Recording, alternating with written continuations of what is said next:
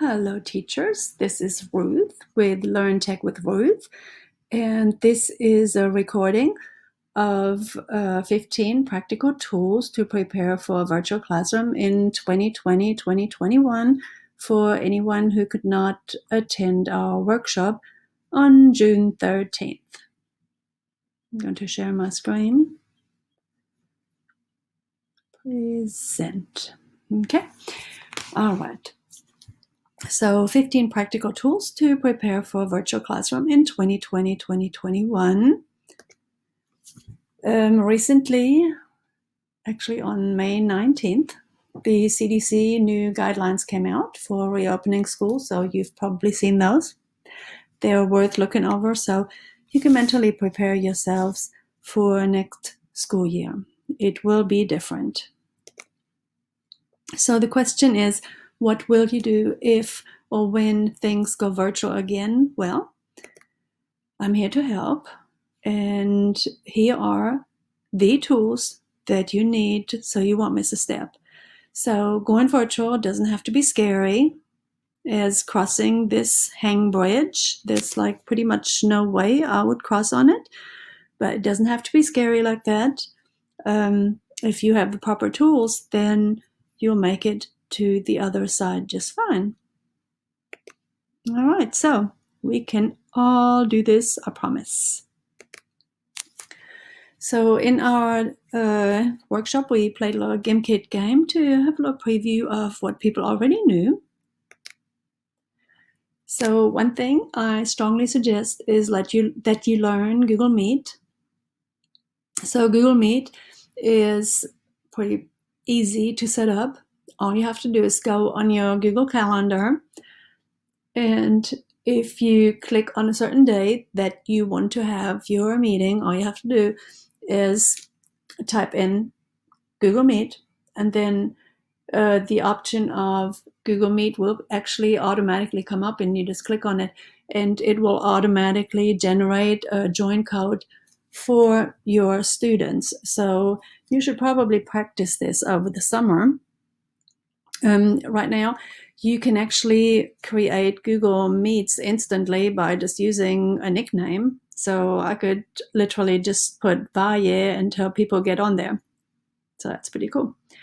Some people claim that Google Meet doesn't have the grid view like Zoom does. But all you have to do is go on the bottom right where the 3 vertical dots are and click on the layout called tiled. And, it's super easy. All right, you can also record your meetings and they will save. Pay attention to your background and your lighting. So you should probably set up a little studio for yourselves. All right, everybody needs to have a Google Classroom. So all you have to do is set it up, and then when things go virtual, you put all your assignments on there, and snap, your students will know what to do. So it's very important that you set up your topics on there so you can have homework, resources, materials, vocabulary lists, whatever you want to call it. Okay, so if it says homework, then that would imply it's an assignment, and students will be notified to do these. Okay. All right. You can assign quizzes that are self-guided right out of Google Classroom. It will automatically generate a Google form, so that's kind of cool. If you don't know exactly what you'll be teaching next year, you could have a special classroom called Waiting Room, and you can put your bright ideas that you get over the summer in there. So I'm not quite sure what I'll get next year, but I'm hoping it's German and French. But you never know. So Google Forms are so fun and easy to create. I just love them. In our workshop, we really practice these. So it is very important that your first question on there is always name, okay? You can put full name, or you can just put the name if, you don't have too many with the same first name. You can easily add YouTube videos on your Google form or any other videos. And then you can ask questions. They're not all multiple choice. It's really worth it to explore some of the question options that are available on Google Forms. They do have multiple choice, short answer, paragraph, checklists, and drop down. So the data that you generate from the Google Forms is easily exported on a Google Sheet. So there's a little icon on the top right, and all your data will be exported to the Google Sheet, and then you can analyze your data and make charts out of it and cool stuff. So I really encourage you to learn Sheets. It's super easy. It's way easier than Excel. All right, Kahoot. You can actually use Kahoot to teach now. And the way they have Kahoot now is that they have an option called slides. So you can play a Kahoot, and then all of a sudden it will say, look up, you don't have to answer a question, and then you stop and you may want to explain a concept, and then you continue with further questions. So for example, if you see that the answers aren't going very well on your Kahoot game, for some people, you may want to review real quick and then continue with your game. So that's kind of cool. You can play live games on while you're on Google Meet. All you have to do is pull the Kahoot game out of your tab and adjust your windows, and then you can actually see your students and the Kahoot game at the same time. So I would practice this if I were you. Also, you don't have to play them live. You can assign them as challenges and run them as long as you wish. You can run a challenge from 2 days to the whole year long. And you can even tell the students to try to beat the teacher. So do remember to silence your Kahoot. And the way you do that is you right-click on the Kahoot tab on the top of your screen and choose Mute Site. Okay, so that will silence the Kahoot. Otherwise, if you're on the Meet and the Kahoot music plays, the students will not be able to hear you. Okay, so the next tool is Google Slides. So Google Slides is a whole lot more versatile than a PowerPoint could ever be. They have so many more options, and you could actually play your Google Slides interactively with your students if you get the Pear deck add-on. So it's totally free, and they have built-in questions you can ask students in the middle of your presentation, and I'm going to show you the options on that on the next slide. They also have a thing called Flashcard Factory. So the teacher is the foreman and the students are the workers. So they have to create drawings and sentences from new vocabulary words. And so the workers ship the words, they ship them onto a little train that moves by, and the teacher is the quality control and approves or denies the shipment. The team that has the most approved items then wins. This is very funny actually to play. Okay, so if you have the Pear deck add-on at any time during your presentation, you can literally ask the students these questions. So at the beginning of class, you could have these 3 on the left side, and during class, the ones in the middle, and at the end, the ones on the right side. So that's kind of cool. Also, with Google Slides, you can create a thing called choice boards. So all students like to have choices. So you could tell them, let's say you're virtual, and you tell them, okay, on Monday, I'd like for you to choose any 2 of these choices. So you would work for 1 class period and then submit the results on the Google Classroom. You can also reuse it the next day because you have 8 choices. This could go on for 4 days. Okay, it's not super complicated to make up. All you do is set up a template, and then every time you run out of choices, just switch them out. So it's kind of cool. So here's one I made up for the French class. Okay, it's always good to put a non-tech option on there too. So for example, my non-tech option there was to teach the chapter 1 vocabulary words to somebody at your house. So they could teach it to their little brother or teach it to their mom. Okay, so always have a non-tech option on your choice boards. All right, Socrative. Socrative has been here forever. I love Socrative because they have existing exit tickets. So all you have to do is give the students your classroom number and then tell them to do the exit ticket, and you ask them one more question. So this could be anything that they learned that day. You can ask the question out loud, or you can write it on the board, if you have a board that you're teaching with virtually, or you can just write it on your presentation. Okay, Google Voice. So, of course, you want to call your parents, and so a good idea is to get a Google Voice number. All you have to do is go on voice.google.com, and it will change your personal phone number to a Google Voice number. And it's really kind of cool because you can literally call people with this. They can call you. You can even message back and forth. So super cool. All right, the next thing is Screencastify. It is very, very, very important that you learn how to create lesson videos. So Screencastify is the easiest way to make a very nice quality lesson video. So you have to go to the Chrome store. So you just go on Chrome store, Chrome Web Store is what it's called.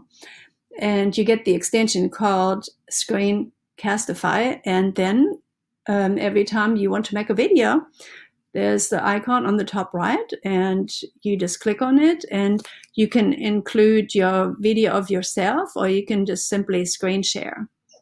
Like right now, I'm using Screencastify, as a matter of fact, and see how on the picture right there, it says embed webcam. So if I wanted to be in the video, I would have toggled that over.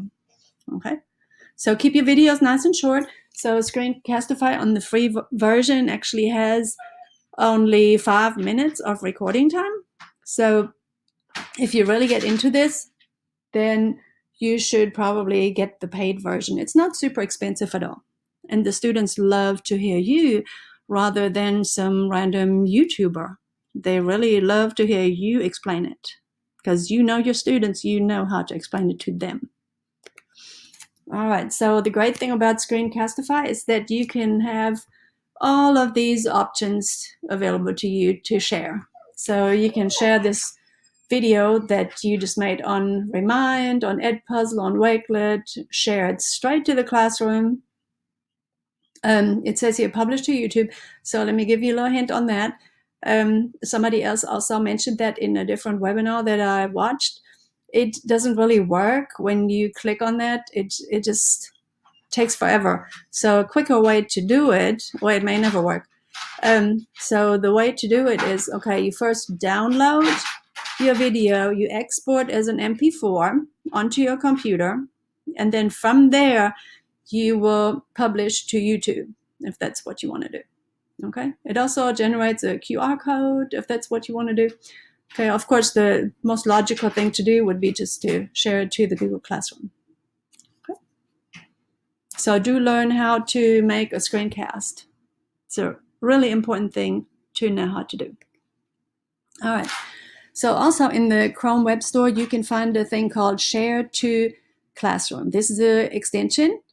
Okay. So every time that you're browsing the internet, let's say this summer, you're just looking around for different things for your subject area and you see something and say, oh, I want that.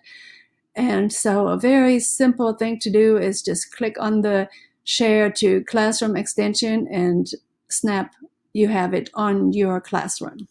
Okay, so definitely get this extension. I don't encourage you to get too many extensions because some of them can just mess up your computer. So this is one that you really want. So Screencastify is one you want to get, and Share to Classroom is also one you want to get. Okay, so now here's number 10. Okay, they have a brand new Google Earth. Who would have known? Okay, Google Earth has been around forever, but now it's actually part of your Google Suite. So it's super cool. So you really need to go on there, and they have a thing on there called Project. So it's on the left side where all the different tools are. You just find the one that says Project, and then you can explore different places in the world. And these are, once you pin them, they will generate information cards, and they're actually editable, so you can add your own information to it. So you can also take the little man and go on Street View, and then if you like the picture, you can take a screenshot of that and add it to the project. Super cool. So I have a little YouTube video, and I encourage you to click on this video link and watch the tutorial on Google Earth. It's super easy, so you can make your own projects, or you can have your students make them. All right, Google Calendar. So if you haven't been using Google Calendar, it really is something that you need to start doing, because it's connected to your Google Classroom. So once you have your Google Classroom, you also have the Google Calendar fully populated with all your assignments on there. So also you will need the Google Calendar to schedule your Google Meets. So do look at the calendar. One useful thing you could do is, for each day of the week, you could add an agenda into the day. So you just click on the day, and the little box that comes up, you type agenda, and then under description, you simply write down everything that you did that day. That way, if a student misses school, or maybe they have extended time that they're going to be out because of sickness, you just, for each day, you just write down what y'all did in class, and then they can easily keep up with it. So it's super easy. Also, you can put in your own tasks and stay organized. All right, Remind. So I did not have my students on Remind, and I sure wish I had. So next year, Remind is going to be the very first thing that I'm going to put my students on. So I'm going to have every single student get on Remind on the very first day of school. There's not going to be any more, I wonder if they saw that on the Google Classroom.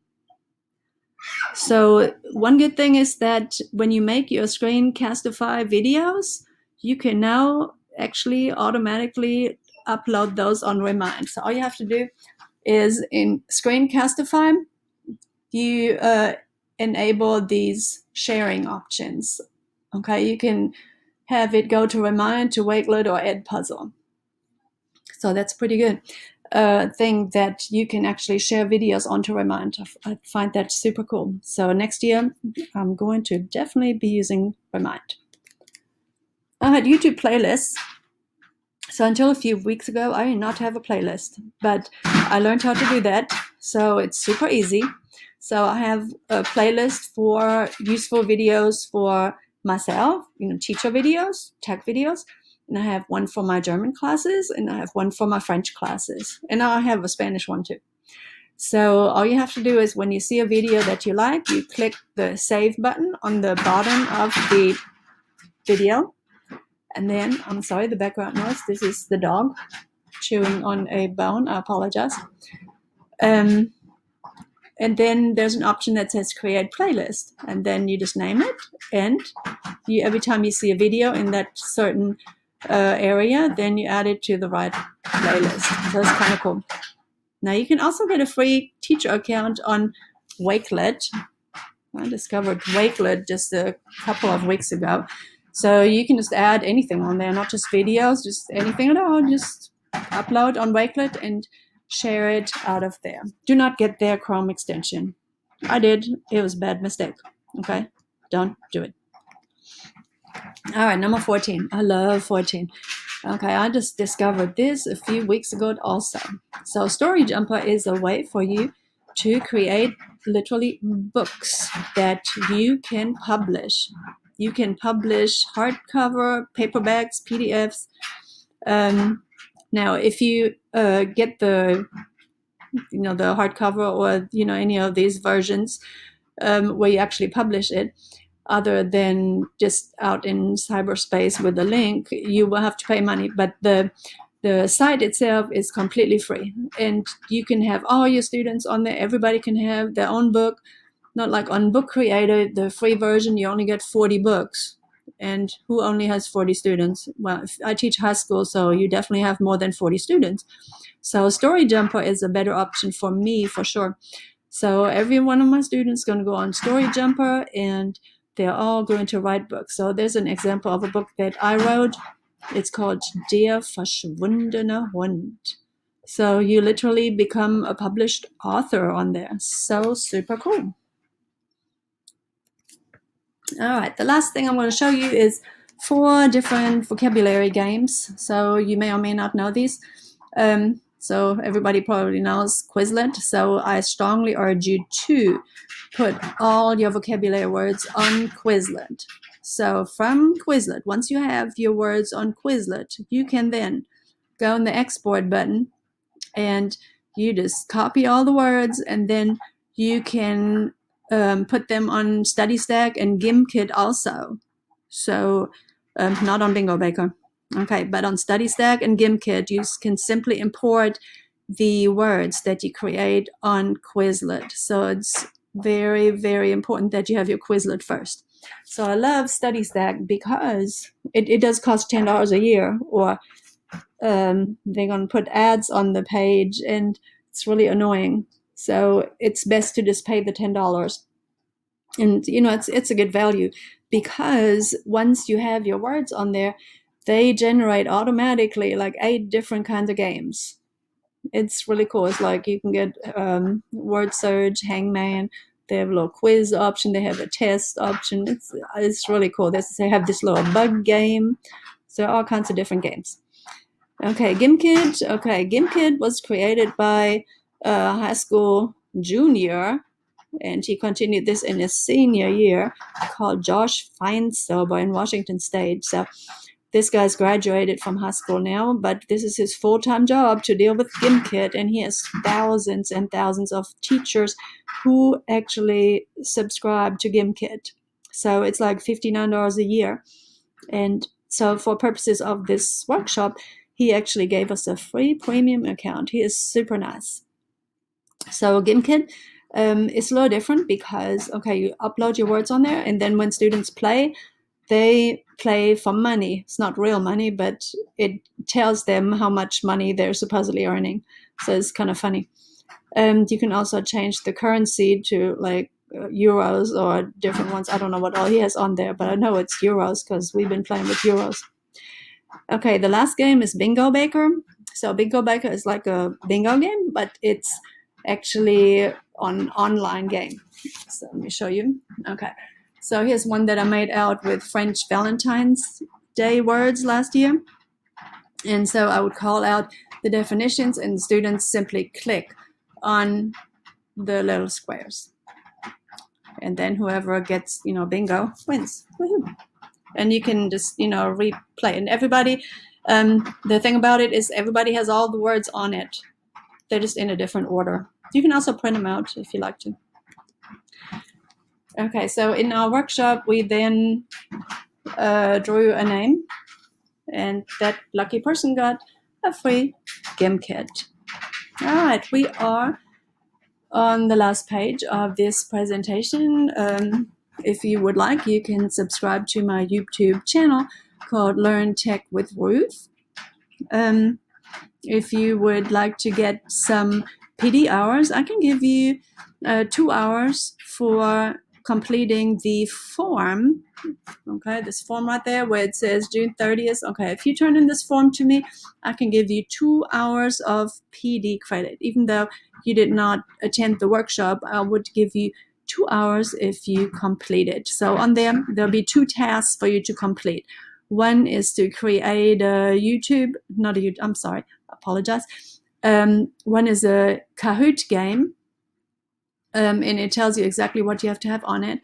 And another one is Google Earth. You have to create a little Google Earth project with just little instructions on it, and just make sure that you follow them correctly.